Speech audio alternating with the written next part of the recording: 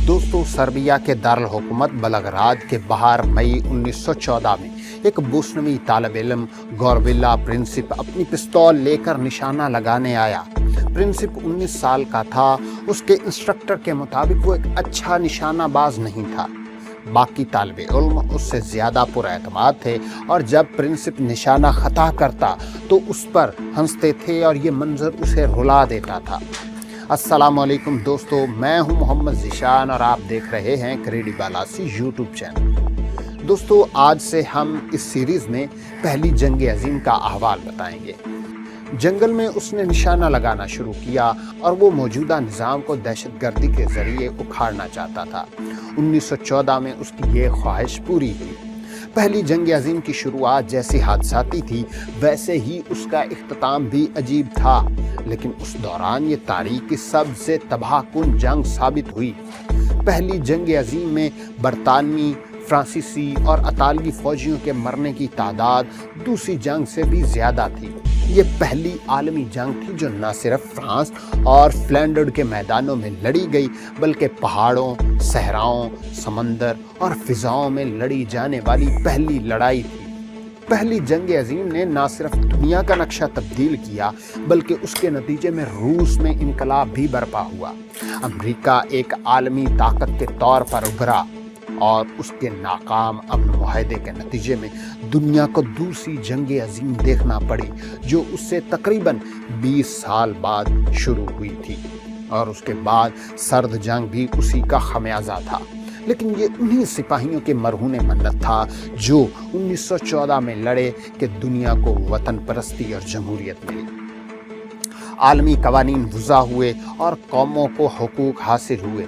अब जबकि यूरोप से इश्तराकियत का खात्मा हो गया था तो यूरोप का नक्शा तकरीबन वैसा ही है जैसा पहली जंग अजीम के बाद था, और आज भी दुनिया उसके साथ जी रही है। इस सब की शुरुआत आज से तकरीबन 100 साल पहले बल्कान से हुई, जो उस ज़माने में 3 आलमी कुव्वतों के संगम पर वाक़ था, रशियन और उस्मानी सल्तनत। कई 100 साल तक उस्मानी तुर्कों को बर्तरी हासिल थी और सर्बिया, बोस्निया और अल्बानिया उनके कब्जे में था। उन्होंने बेलग्राद में तकरीबन 80 मसाजिद तामीर की, लेकिन 19वीं सदी के आखिर तक सिर्फ एक बची थी।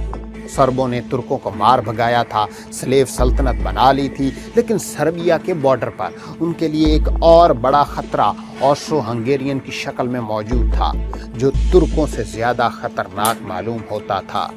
प्रिंसिप सर्बिया के एक पहाड़ी इलाके में पैदा हुआ था। उसका घर बल्कान की जंगों में तबाह हो गया था और एक पत्थर पर 1909 में उसके दस्तखत वो वाहिद निशानी हैं जो ये बताते हैं कि वो यहाँ पर रहता था।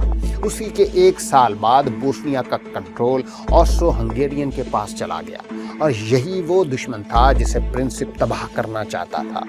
उसका ख़ास निशाना वली अहद फ्रांस फर्डिनेंड था, जो कि शाही ख़ानदान हेब्सबर्ग के चश्म शराग था। ये वसीआरी सल्तनत एक बादशाहत कम और हस्बनबर्ग की ज़ाती मलकियत ज़्यादा लगती थी। उस सल्तनत का बादशाह फर्डिनेंड का चचा फ्रांस जोसेफ था, जो बैक वक्त ऑस्ट्रिया का शाह और हंगरी का बादशाह कहलाता था।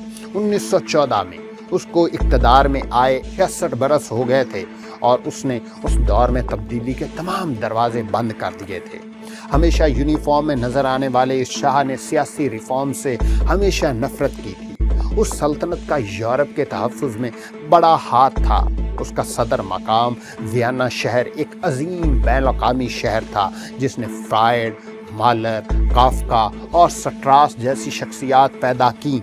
उसमें तकरीबन 10 शहरतों के लोग थे, जिसमें ऑस्ट्रिया हंगरी, पोलिश, चेक, स्लोवाक, रोमानियन, अतालवी, करवाइट और बोस्नियाई शामिल थे। 1905 में वियना में कौम परस्त जुलूस हुए। 1912 में बुडापेस्ट में हंगामे शुरू हुए और 1914 में तकरीबन तमाम ममालिक में नस्ली फसादात शुरू हो चुके थे। मकामी असम्बलियाँ ख़त्म करके फ़ौज बुला ली गई थी। सर्बिया उस सल्तनत का खात्मा चाहता था। उसने बोस्निया और क्रोएशिया में नस्ली फसादात को हवा दी और उससे उसे स्लेव सल्तनत की पुश्तपनाही हासिल थी। वो तमाम स्लावियों को यकजा करके यूगोस्लाविया बनाना चाहते थे, ड्रागोतन दमिर्चविच सर्बियन फौज में एक अफसर था जो कि ऑस्ट्रिया से हर किस्म की दोस्ती का मुखालिफ था। उसका मानना था कि बादशाहों का कत्ल ही तब्दीली का मौजब हो सकता है। 1903 में भी उसने महल में एक बगावत की और सर्बिया के पुराने बादशाह को कत्ल कर दिया जो कि ऑस्ट्रिया से दोस्ती का ख्वाह था। उन्होंने एक नए बादशाह को नामजद किया, लेकिन बाकी दुनिया के ममालिक उस पेशरफ से परेशान थे। 1914 की बहार में प्रिंसिप बलगराद में मौजूद दोस्तों से इनकलाब की बातें कर रहा था, जहां उसे मालूम हुआ कि फ्रांस फर्डिनेंड जून में सराहिव जाने वाला है।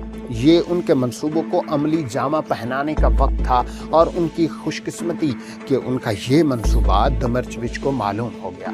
उसका ये मानना था कि फर्डिनेंड सर्बिया को हथियाना चाहता है और जंगी मशकों का सिर्फ बहाना है, इसलिए उसने प्रिंसिप का मंसूबा मालूम होने के बावजूद उसे नहीं रोका। फर्डिनेंड के बादशाह बनने की तैयारियां जारी थी, यहाँ तक कि उसका सरकारी पोर्ट्रेट भी बन गया था। वो ख्यालात में बिल्कुल अलग था और अमन की बात करता था, तब्दीली का ख्वागर था और किसी भी तरह बल्कान में जंग का मुखालिफ था। प्रिंसिप सर्ब मेजर और उसके साथियों की मदद से 6 बम और पिस्तौलों से लेस अपने 6 साथियों के साथ सराहिव में मौजूद था, जहां फर्डिनेंड भी 25 जून को पहुंच गया था। उन्होंने 3 दिन बाद हमला करने का मंसूबा बनाया जब वो रेलवे स्टेशन से टाउन हॉल जाने वाला था। फर्डिनेंड ने तारीख चुनने में गलती की थी। 3 दिन बाद सर्बियन कौमी दिन था और सराहिव झंडियों से लदा हुआ था। ऑस्ट्रिया के एम्बेसडर ने उन्हें कहा भी था कि ये मौका मुनासिब नहीं, लेकिन उसकी चेतावनी को हंसी में उड़ा दिया गया। वार्निंग के बाद भी सिक्योरिटी हल्की थी, सिर्फ चंद पुलिस वाले मौजूद थे। शाही कार निहायत धीमे अंदाज में आगे बढ़ रही थी। पुल पर मौजूद एक साजिशी ने उन पर बम फेंका, मगर वो कार से अलग होकर पीछे को गिर गया, जहां कुछ फौजी अफसरान जख्मी हुए। फर्डिनेंड हवास बाख्ता नहीं था। उसने कहा, मुझे मालूम था कि कभी ऐसा होगा। उसके बाद वो आगे बढ़ा, मगर मेरे को इतना ज़रूर कहा कि मैं यहाँ अमन की बात करने आया हूँ और यहाँ मुझ पर हमला हो रहा है। बोस्नियाई मंसूबा नाकाम हो चुका था। वो जब जा रहा था वापस अपने घर की तरफ, तो दुकान से सैंडविच लेने के लिए रुका। सरकारी सिक्योरिटी अब हाई अलर्ट थी। उसी नुक्कड़ पर उसकी किस्मत बदली जब ड्राइवर ने एक गलत मोड़ मुड़ा और सीधा उस तरफ चला गया जहां प्रिंसिप मौजूद था। वो उसके बिल्कुल सामने आ गया और पिस्तौल निकालकर गोली चला दी। फ्रांस फर्डिनेंड और उसकी बीवी किसी अस्पताल ले जाने के लिए रास्ते में ही दम तोड़ गए। किसे मालूम था कि ये छोटी सी गोली दुनिया को राख का ढेर बना देगी। अगर आप देखना चाहते हैं वर्ल्ड वार 1 और वर्ल्ड वार 2 का मुकम्मल अहवाल, तो हमारे चैनल को सब्सक्राइब करें और बेल आइकन पर लाजमी क्लिक करें।